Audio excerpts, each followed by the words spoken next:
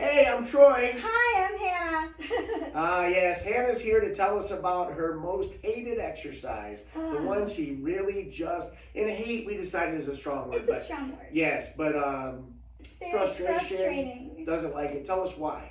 So, I love squats, but I cannot stand leg press because with squats I can control the range of motion I have. Okay. And sometimes on various different leg press machines, because they're all built differently, sometimes I can't get a good range of motion. So Okay. I'll put like 200 pounds on and it still feels like I'm doing nothing. I'm really short. So, if you couldn't tell.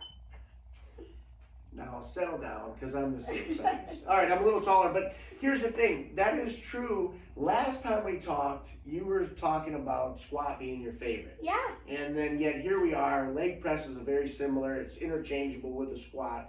Yet it's actually the most frustrating of all the stations that you work with. Mm-hmm. And so that's an interesting thing. Now we gotta say that leg press is still a great exercise, but every machine is built differently. Yeah. They don't all work as well for you. And a lot of gyms would have multiple leg press machines from different companies, and that's always a benefit too. You could try one, don't like that, go to the next one. So, all right, so we got the favorite exercise, squat, the most frustrating, we're gonna hated exercise, leg press. We're looking for your most frustration in an exercise, or the most difficult one for you to do, one that you just would skip if you could. Yeah, That's what we're going for. let us know. Maybe we can help. Maybe we can give you some tips.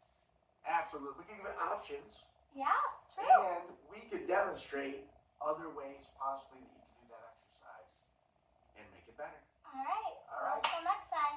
See ya. Bye.